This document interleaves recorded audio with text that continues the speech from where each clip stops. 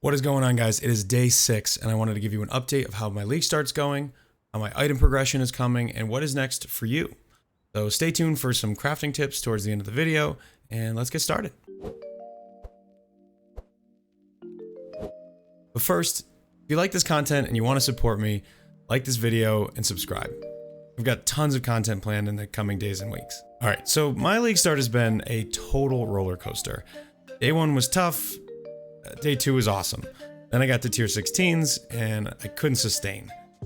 Now I've made changes to my tree and got all my void stones, and now I've got crimson temples coming out of my ears. So speaking of crimson temples, without burying the lead, 2 nights ago I dropped an apothecary div card. We're sustaining. Everything's coming up, Arrow. The Eldritch Chaos div card just dropped in Crimson Temple. Cannot confirm that it was a natural drop. I guess it could have been. Oh, div. Oh! Oh! Oh! Oh! Bank it! Bank it! Let's go! That is the Magebloods div card. At this point, it's essentially confirmed that Crimson Temple is the drop location for the apothecary, and that's actually why I was farming it. Let's start by going over my Atlas tree and what I'm doing to try to maximize profits when farming maps. So the basic idea behind this tree is trying to get a lot of cheap or free things onto the map to maximize the amount of monsters that we're fighting. So I'm taking strongbox stuff, I'm taking shrines, taking all the Harby stuff, and then a lot of Eldritch Altar nodes. I'm taking all 4 of the shaping wheels for maximum map sustain. I did run singular focus for a while, and it was very good. I built up a map pool. I started with around 5 Crimson Temples. I put this node on, and now I have about 45. So I turned it off, and I picked up Conquered Conquerors because I want to start getting some boss maps, and I want to kill all the endgame bosses. So we've turned off singular focus in order to generate guardian maps and things like that. As far as what I have blocked, I blocked breaches because they're not great on Crimson Temple. I blocked abysses because they're too slow. I blocked expedition, even though it's amazing. It's not great on Crimson Temple and it's kind of slow. I have harvest, even though I can't stand harvest because I'm trying to craft a lot of my own gear. And this is, it's a good way to do it, but it's been rough for me. Legions I have because I had a theory before league start that the Sentinels with Quant were going to be really good on Legions. Legion rare monsters have, I believe, a very high amount of quantity on them. I've always gotten a lot of Exalt drops from Legion rares. So I've been juicing any Legions I find with quantity Sentinels, and I have gotten a lot of raw Exalt drops. I'm level 94, and I think I've had 6 or 7 raw Exalts, and I think 4 of them have come from Legions. It's been a lot. On the other side, we're blocking Metamorphs because they were incredibly rippy until the 3rd patch, which helped out a lot. You could do them, but I just don't really enjoy it. It's a little bit too rippy for me, and I'm sick of dying. Blights are just too slow, and Ritual Altars are death circles. I have Mirrors of Delirium on, and I'm also taking the chance to get mirrors here. And I have Heist on because it's very simple.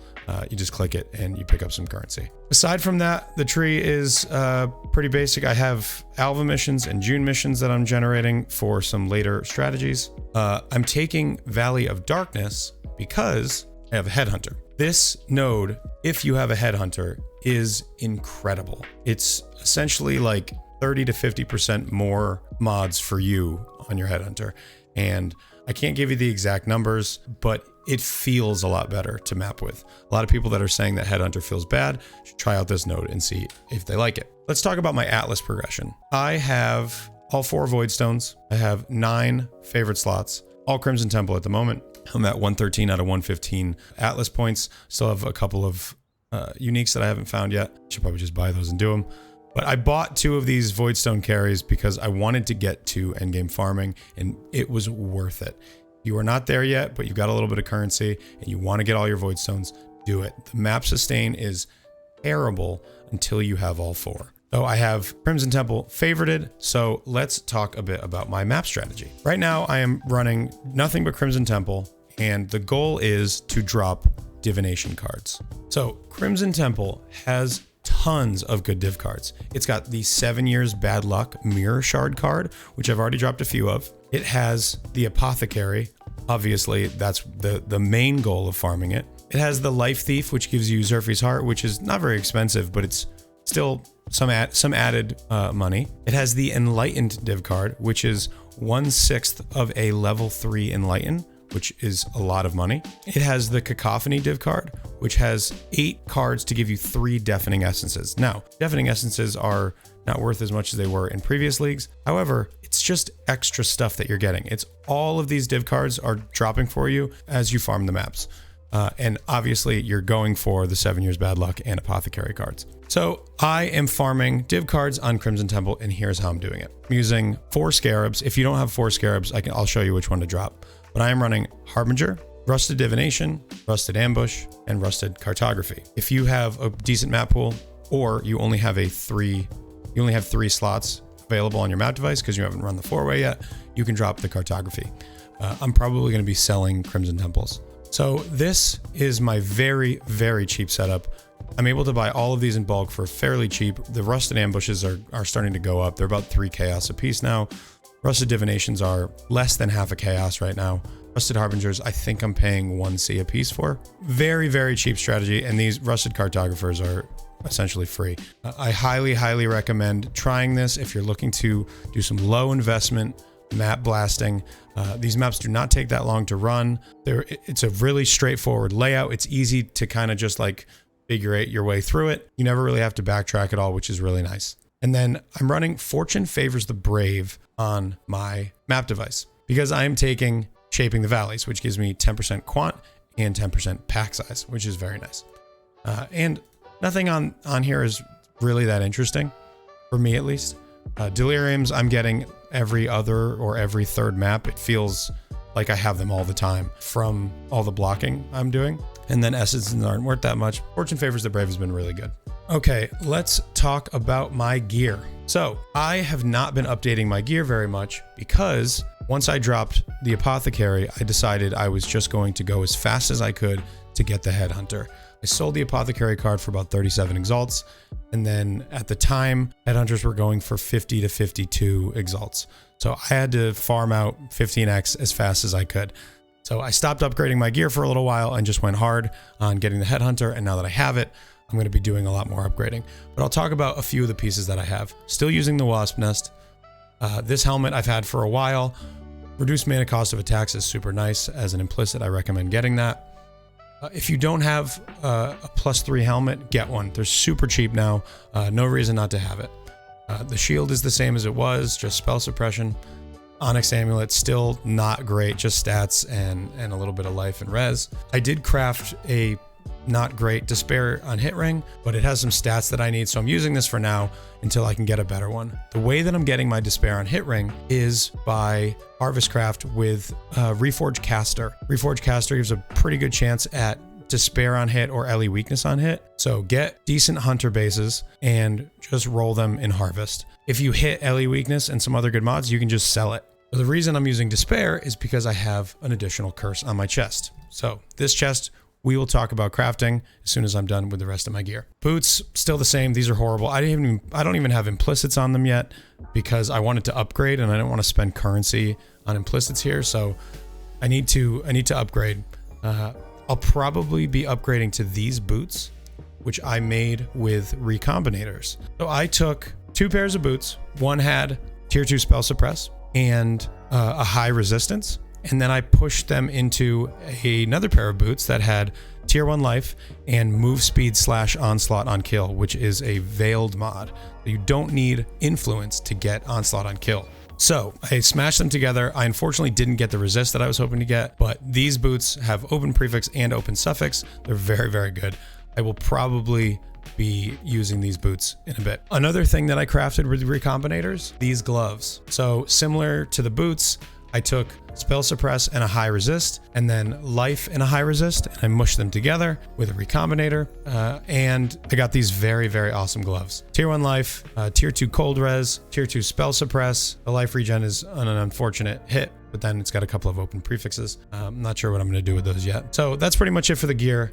Let's talk about the chest. So a lot of people have been asking, how do I craft this chest? And it's actually quite straightforward. I got very unlucky with mine where it hit a prefix of tier 8 evasion, which is unfortunate, but that is just the nature of the beast when you are doing Awakener crafting. Okay, so in order to craft this chest, you need to start by getting yourself a base that has elevated +1 to active skill gems. That's a shaper mod, and you can do that by buying a shaper base that has +1 and any other shaper mod on it. You hit it with an orb of domination to elevate the +1. If you hit it, you're good. If not, you have to go again. So once you have the elevated +1 base, and the reason we want elevated is because it gives us 10% quality for Divergent Cobra Lash, which is a bunch more damage. I think it's about 10 to 12% in endgame. And then you want to get a hunter base, and I recommend getting a hunter base that is the actual base that you want to use. So get a 6-link of Assassin's Garb or whatever it is that you want to use.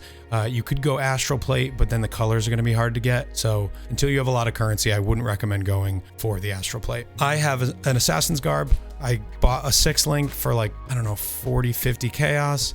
And then I slammed a Hunter Exalted Orb on it. And then I rolled it with alterations until I hit +1 curse. You want +1 curse and no other influence mods on that chest, because you are going to be slamming them together with an Awakener's Orb. So now let's go over to our emulator. I would do an actual craft live on stream, but I'm broke right now because I just bought a Headhunter. So we're gonna do it in Craft of Exile. So here we have our +1 elevated chest and our additional curse. So we are going to take this one and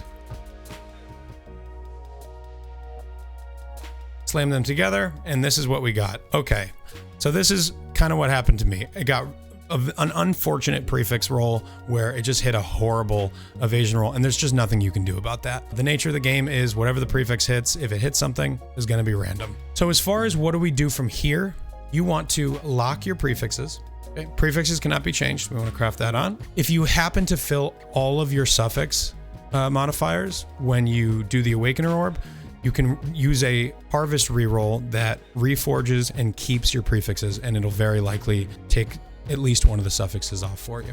So then you craft on prefixes cannot be changed, and then you want to go into harvest and get a reforge tack.